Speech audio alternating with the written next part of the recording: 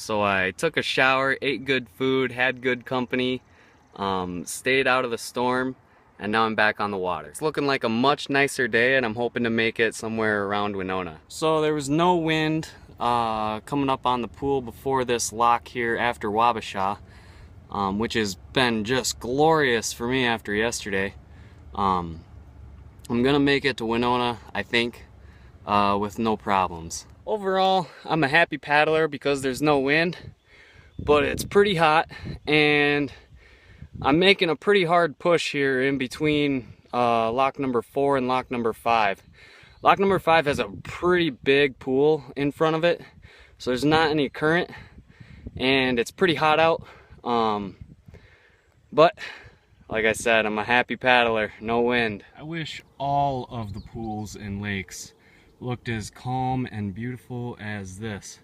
Not only is it awesome paddling conditions, but it's freaking beautiful. Well, even without wind, the pool before this dam turned out to be pretty challenging, but I'm on schedule to make it to Winona with plenty of time. There's 7 miles in between this lock and the next one, and Winona's shortly after that one. Well, with the last lock out of the way in between me and Winona, my goal is in sight, and I'll be there soon. On my way into Winona, a fisherman stopped, and he just kind of was interested to hear about what I was doing. He saw my big backpack and figured I was going a long ways, and he gave me some advice on where to camp, and he gave me a beer. It was pretty awesome. Well, if I had $1 for every cold beer somebody's given me on this trip so far, I'd probably have about 20 bucks.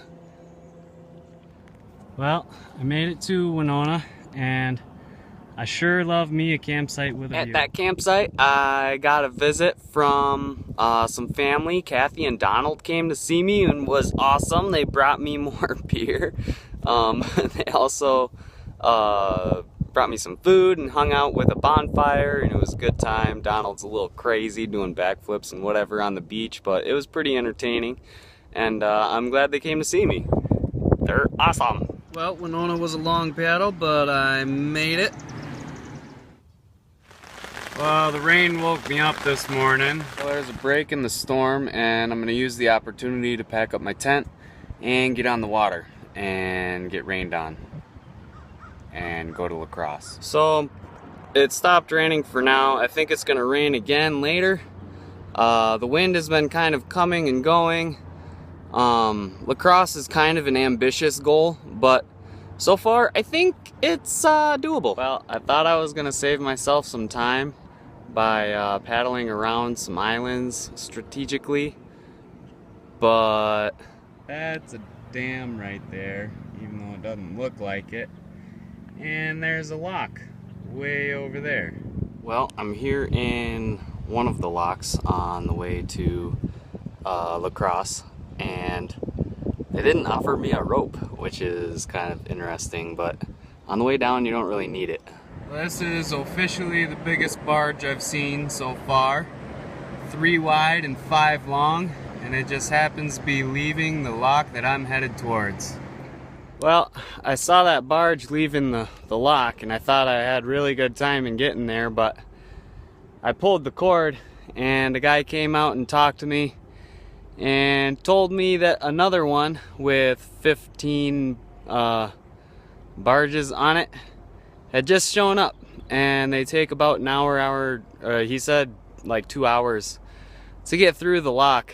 So I think I'm gonna portage around this one.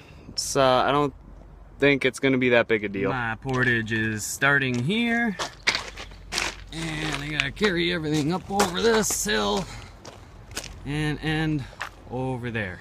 I really thought I was done wearing this thing as a hat, but here I am with a canoe on my head. Now that I'm across the lock, portaged or otherwise, La Crosse is only a short paddle away, and I'm gonna stop there. I stayed with Cassie in La Crosse. She's a good friend from back home. It was pretty awesome. It's been pretty amazing to see all these people from home.